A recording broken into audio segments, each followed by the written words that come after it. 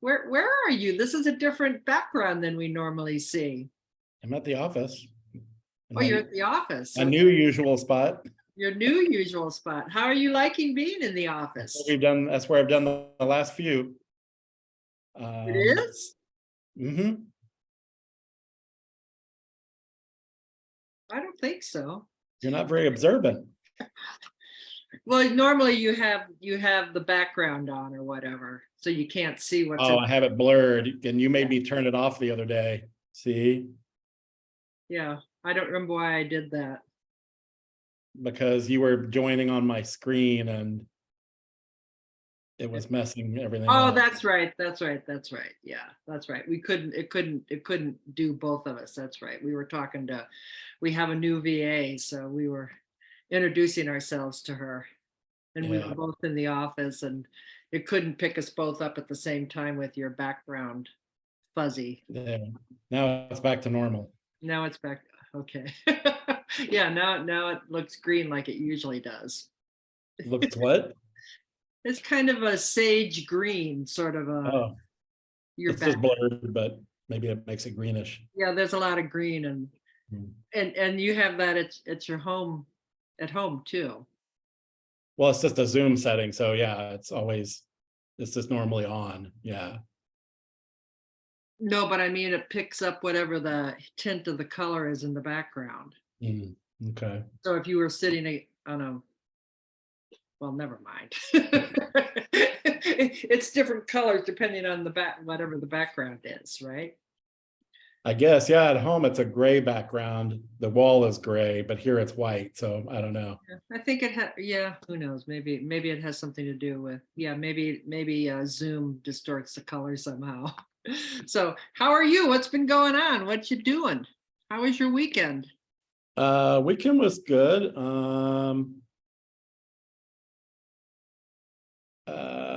I haven't told you about So Far Sounds yet. No. So that was what we went to Birch Road for on Thursday night, I think, Yeah, Thursday night. I think, yeah, you were on the, when I called you. So I was being Thursday, nosy and wanted to know where you were going. oh, right, yeah, so, it's a pretty cool thing. I really enjoyed it. So Stump knew what it was and has been to some of them before, but so I guess it started in London like 10 years ago. And there were like up and coming musicians, that were going out to whatever open mic nights or, performing at, bars and clubs and stuff. And it was really difficult because, unless there's somebody really famous and people go there just to see them, like everybody's talking over them or drinking over them or like whatever. And so this group started and it's called So Far Sounds, SOFAR. And I don't know where they exactly started meeting, but probably like in people's homes or small venues where they only came there. They bought like inexpensive tickets, I think, and they came there just to watch the performers.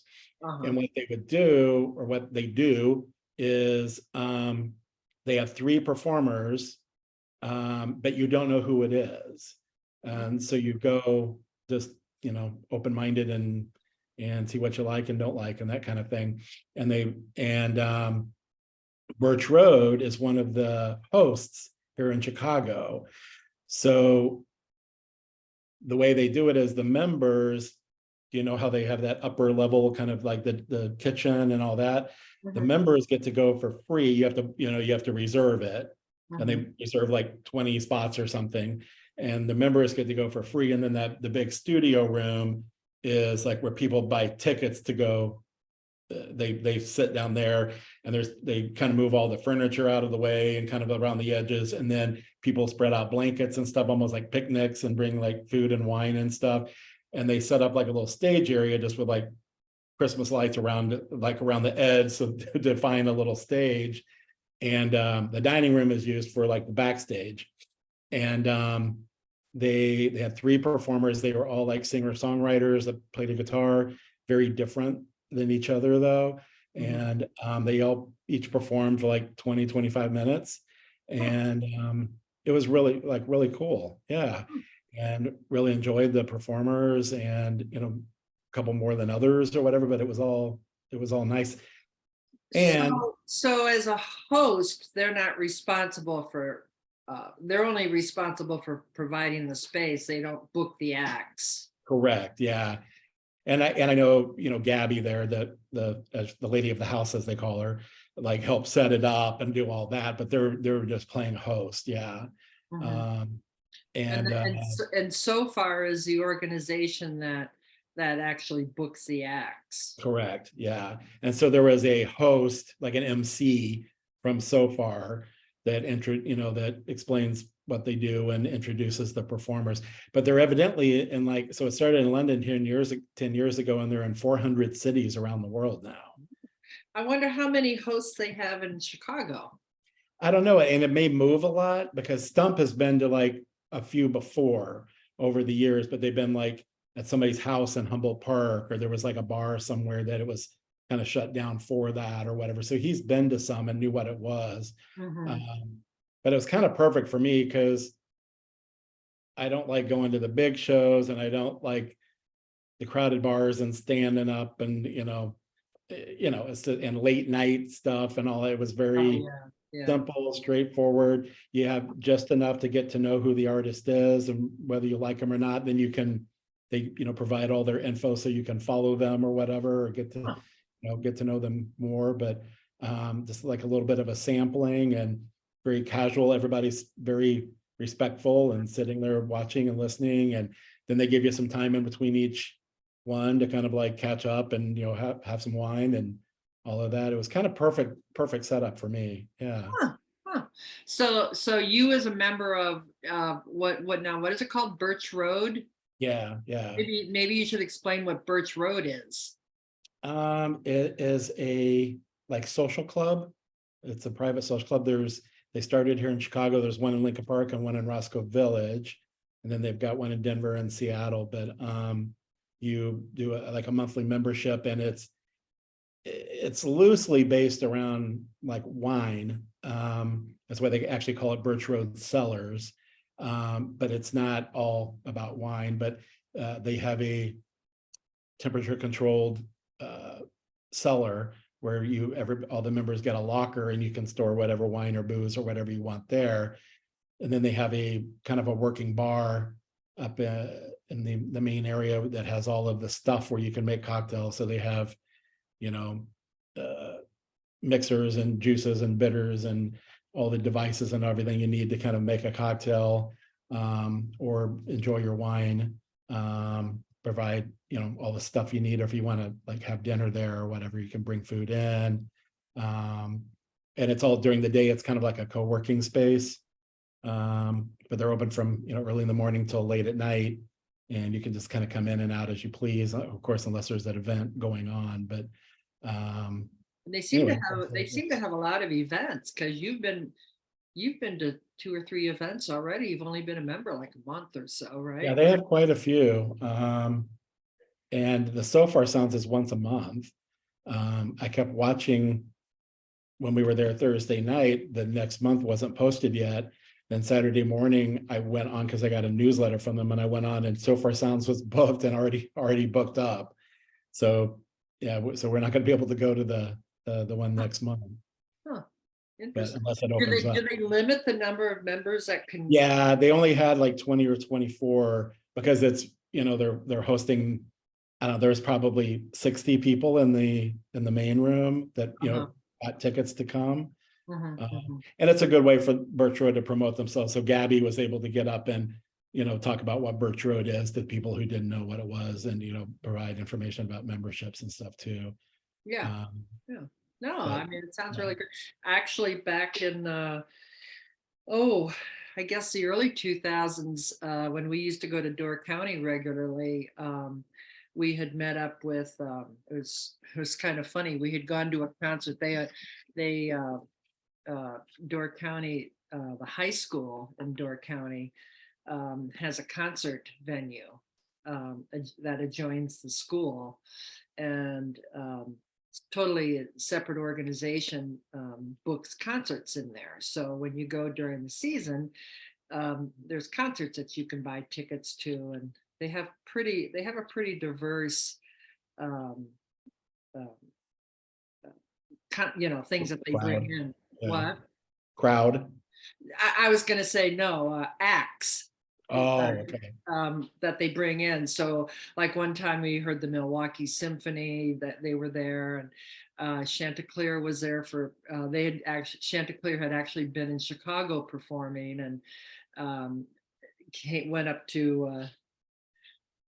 Now, were they in Chicago performing? I don't think that's true. I think they just came to. They had gone to Green Bay or so. Anyway, they because it was a summertime, and we ran into the guys after the concert.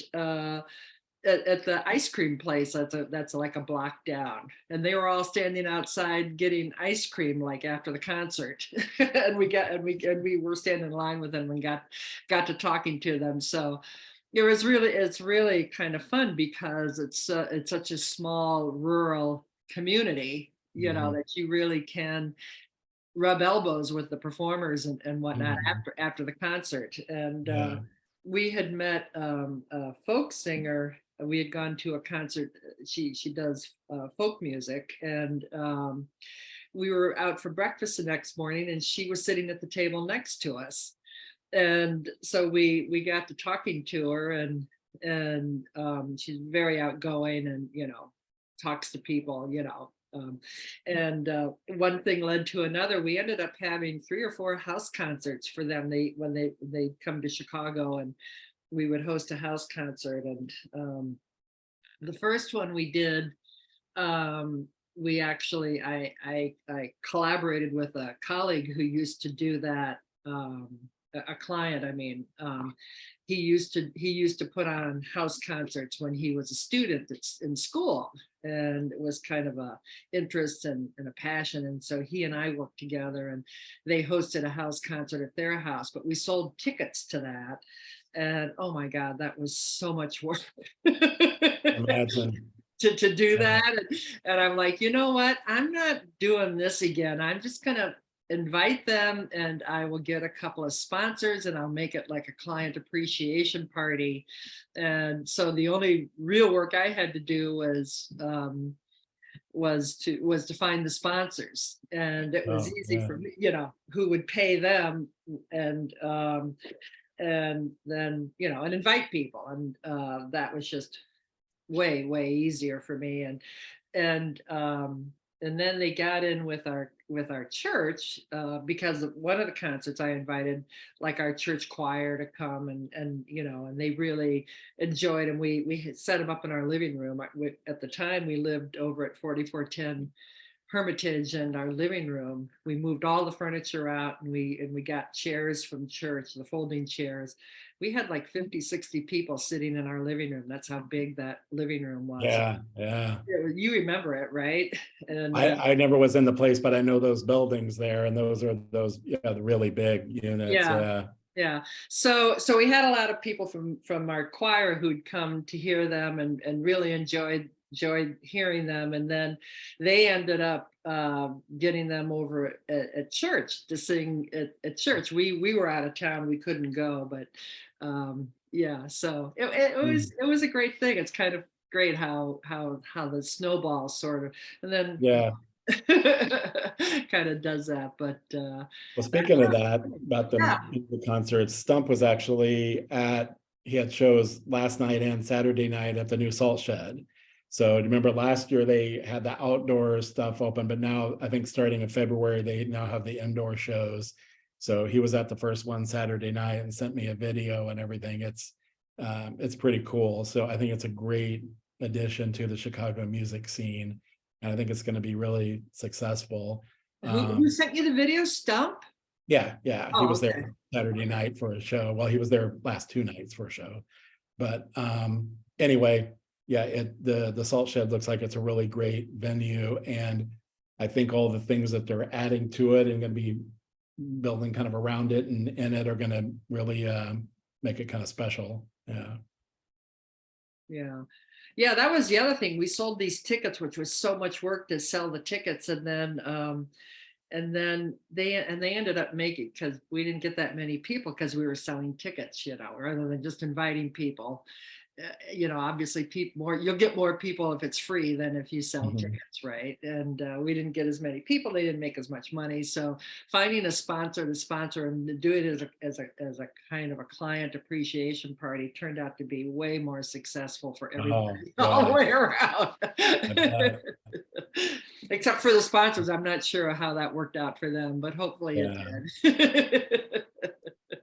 Well, that being at the event at Birch Road on Thursday made me realize what I wanted. That's what I want to do for my birthday, not this year, but next year for my 60th, is I want to do an event there and have Stump perform, have his band Oh, do like an acoustic, do acoustic I was instead of, gonna say, oh. yeah, I mean, they would still be, Isn't he into that kind of heavy, well, what do you call what he's into? depends on what phase, but they call it post-punk, but Post-punk? punk, yeah. So it's kind of loud, right? Yeah, yeah. But that's why I asked him afterwards. I was like, have you guys ever done an unplugged or acoustic? And he was like, yeah, they called it like Boom Hank something else. I can't remember. Boom Oh, Hank Strip Mine. It was called Boom Hank Strip Mine. And they would do like basically like acoustic versions. They're still plugged in, but acoustic. Um and Boom so that, Hank is the name of the band. yeah, yeah. Yeah. So anyway, so I kept asking him questions, and finally, I think sometime over the weekend, I told him, well, the reason, because he was like, why are you asking? I'm like, just curious. So finally, I told him over the weekend, I'm like, I think that's what I want to do for my 60th. So if you guys want to start planning that now, give you over a year to figure it out. But What you're gonna, yeah. Well, yeah, they have quite a repertoire, right?